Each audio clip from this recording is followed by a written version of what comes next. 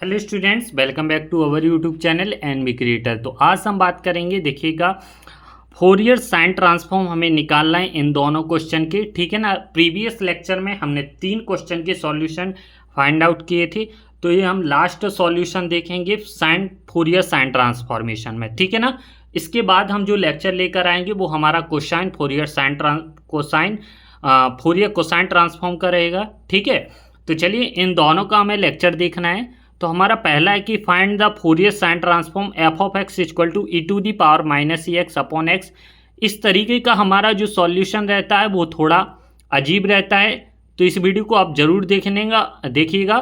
और ये हमारा पेपर में काफ़ी ज़्यादा पूछा भी जाता है सवाल। ठीक है ना। इंपॉर्टेंट रहता है क्योंकि इसमें डिफ्रेंशिएट होता है। ठीक है। और हमें एक फिर हमारा कांस्टेंट मिलता है, फिर उसकी वैल्यू निकालनी पड़ती है। तो इसको आप पूरा जरूर देखिएगा। फिर सेकंड हमारा है e to the power minus e s. तो चलिए हम पहला वाला क्वेश्चन का आंसर देखते हैं। तो पहला है हमारा find the Fourier sine transform. यहाँ पर f of x equal to e to the power minus e x upon x. हमें निकालना क्या है, देखिएगा स्टूडेंट्स, जो निकालना होता है उसकी डेफिनेशन आना चाहिए। तो लिख दिया bye the definition of Fourier sine transform. ठीक है ना। क्या होता है, एफ ऑफ एस, यहाँ पर कर में एस रहना चाहिए, equal to integration 0 to infinite small f of x into sine s x d x. F of x की वैल्यू क्या दी गई, e to the power minus a x upon x. इसको हम लिख देंगे। ठीक है। पहले हम इसको एफ ऑफ एस को आई के बराबर मान लेते हैं। ठीक है ना। तो आई बराबर हमने लेट किया, यहाँ पर आई लिख दिया है। ठीक है ना। I equal to 0 to infinite integration, और एफ ऑफ एक्स की वैल्यू हमने रख दी है e to the power minus a x divide by x sine s x d x. इसको हमने इक्वेशन नंबर फर्स्ट मान दिया है। ठीक है ना। अब हम देखिएगा क्या करेंगे, इसका डिफ्रेंशिएट करेंगे। तो differentiate both side with respect to s के फॉर्म में। किसके फॉर्म में, एस के फॉर्म में। तो यहाँ पर हमारा क्या हो जाएगा, d I upon d s equal to integration 0 to infinite e to the power minus e x upon x. ये हमारा कांस्टेंट में चला जाएगा। क्यों, क्योंकि हम एस के फॉर्म में डिफरेंशिएट कर रहे हैं। ठीक है ना। तो हमारा यहाँ पर क्या होगा, साइन एक्स का हमारा क्या हो जाएगा, कॉस एक्स, और एस एक्स का हमारा क्या हो जाएगा, एस 1 हो जाएगा, और हमारा क्या बचेगा, एक्स बचेगा। ठीक है ना। और एक्स से एक्स हमारा एक कट जाएगा, तो हमारा क्या बचेगा, e to the power minus e x cos s x d x. तो हम नेक्स्ट स्टेप में देखते हैं। नेक्स्ट स्टेप में d I upon d s integration 0 to infinite e to the power minus e x cos s x d x. ठीक है। अब हमने बार बार फॉर्मूला, इसको हमने 2-3 बार, क्योंकि ये 2 फार्मूला आप जरूर याद कर लेना, काफ़ी ज़्यादा आपको सवाल में देखने को मिलेंगे। फिर से हमने फार्मूला लगा दिया है, integration e to the power a x cos b x d x. तो हमारा क्या होता है, e to the power a x a square divide by a square plus b square, bracket के अंदर a cos b x plus b sine b x. ठीक है ना। तो हम ए की जगह हम -1 रखेंगे और बी की जगह हम एस रखेंगे। ठीक है ना। और फिर हम लिमिट ले लेंगे। तो d I upon d s e to the power minus a x upon, जो डिवाइड में हमारा a square plus s square हो जाएगा, इधर अंदर हमारा मिलेगा minus a cos s x plus s sine s x. हमारी लिमिट 0 टू इनफाइनाइट। फिर से हम upper limit minus lower limit करेंगे, तो अपर लिमिट से हमारा पूरा फंक्शन 0 हो जाएगा। अब लोअर लिमिट को ले लेंगे, तो लोअर लिमिट हमारा पूरा ये माइनस के फॉर्म में चलेगा, है ना। तो यहाँ से देखिए, ये तो हमारा कॉमन साइड ले लिया था हमने पहले ही बाहर। तो हमारा देखिए लोअर लिमिट में ई टू दी पावर 0 की वैल्यू 1 होती है, तो 1 upon s square plus e square. यानी अब हमारा कॉस 0 यानी कॉस पहला हमारा जो इनफाइनाइट की वैल्यू हमारी क्या थी, 0 हो गई।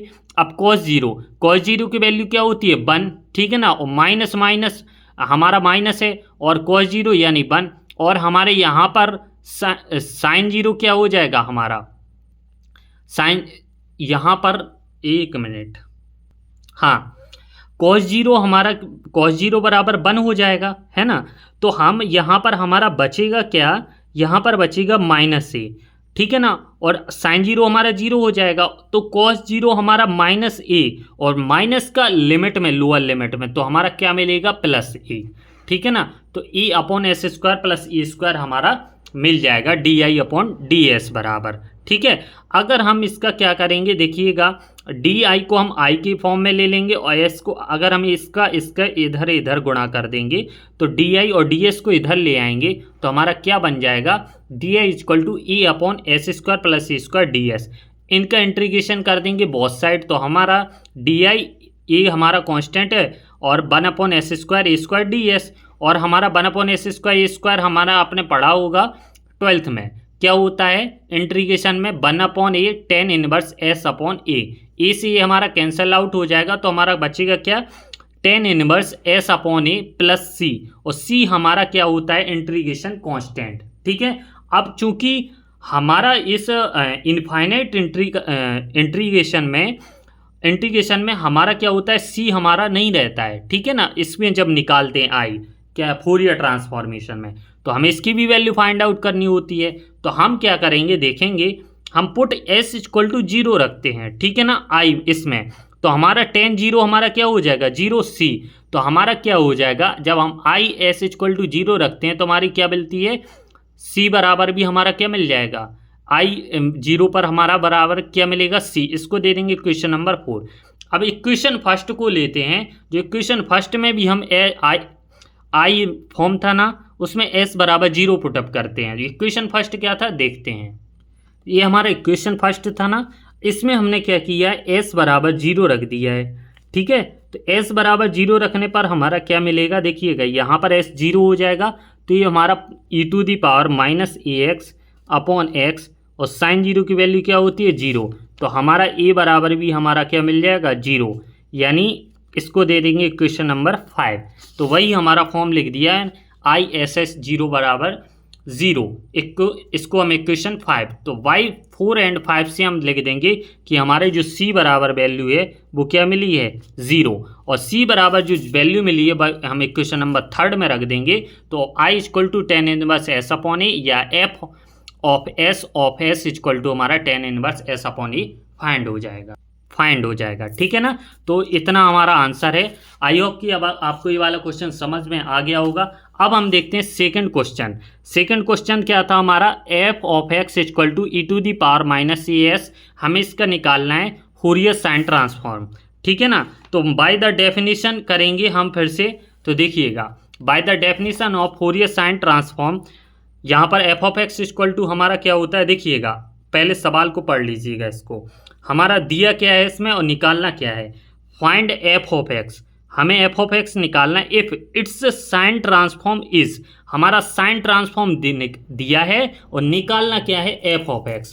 ठीक है ना, इसमें जस्ट उल्टा निकालना है, तो यानी हमारा ये दिया क्या गया है एफ ऑफ एक्स नहीं दिया गया है, हमारा दिया गया एफ एस ऑफ एस। ठीक है ना, ये दिया गया और निकालना हमें क्या है एफ ऑफ एक्स निकालना है। ठीक है, अब ध्यान रखना, तो हमने डेफिनेशन से लिख दिया है। अब चूंकि यहाँ पर हम इसका क्या होता है definition, f of x equal to 2 upon pi integration 0 to infinites f s of s sine s x d x. ठीक है ना, ये भी हमने फॉर्मूला आपको बताया था ना। अब 2 upon pi integration 0 to infinites f s of s की वैल्यू क्या दी गई, e to the power minus a s into sine s x d x. अब हम क्या करेंगे देखिएगा, यहाँ पर हम फिर से वो फॉर्मूला लगाएंगे e to the power minus a x sine b x d x वाला, तो हमारा क्या मिल जाएगा e to the power minus a x, x की जगह हमारा क्या है एस है और हमारा ए की जगह माइनस, तो ए स्क्वायर प्लस हमारा एस की जगह क्या है एक्स स्क्वायर। ठीक है ना, फिर से हमारे ए साइन बी एक्स और b cos b x formula लग के 0 टू इन्फाइनाइट लिमिट दे देंगे, upper limit minus lower limit लगाएंगे तो ये मिलेगा, और हमारा फंक्शन हमारा का आंसर हमारा f of x equal to क्या मिल जाएगा 2x upon pi a square plus x square. ठीक है, तो दोनों क्वेश्चन के आपको सॉल्यूशन आई होप कि समझ में आए होंगे। तो मिलते हैं हम नेक्स्ट लेक्चर में, तब तक के लिए धन्यवाद।